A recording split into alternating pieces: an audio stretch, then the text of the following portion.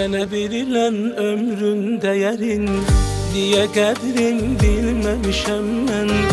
Acı xatirələr var qəlbdə, onu yaddan silməmişəm mən. Rəhim olanın qapısına gəldim, özgə qapıya gəlməmişəm mən. Rəhim olanın qapısına gəldim, özgə qapıya gəlməmişəm mən. Sənə ürəyimi açmaq istəyirəm Allah, günahımdan qaçmaq istəyirəm Allah. Keçərək günahımdan əhv edəsən Allah. Ümidim yenə sən, pənahım yenə sən Allah. Sənə ürəyimi açmaq istəyirəm Allah, günahımdan qaçmaq istəyirəm Allah. Keçərək günahımdan əhv edəsən Allah. Ümidim yenə sən, pənahım yenə sən Allah.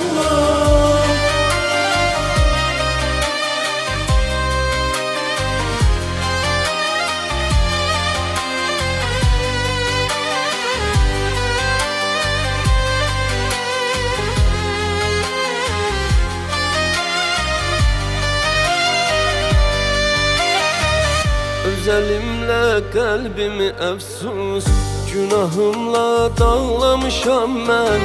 Gecə gündüz hey düşünüb tək, dualarda ağlamışam mən.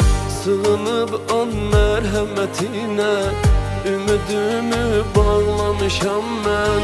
Sığınıb an mərhəmətinə, ümidimi bağlamışam mən. Sənə ürəyimi açmaq istəyirəm Allah, günahımdan qaçmaq istəyirəm Allah. Keçərək günahımdan əhv edəsən Allah. Ümidim yenə sən, pənahım yenə sən Allah. Sənə ürəyimi açmaq istəyirəm Allah, günahımdan qaçmaq istəyirəm Allah. Keçərək günahımdan əhv edəsən Allah. Ümidim yenə sən, pənahım yenə sən Allah.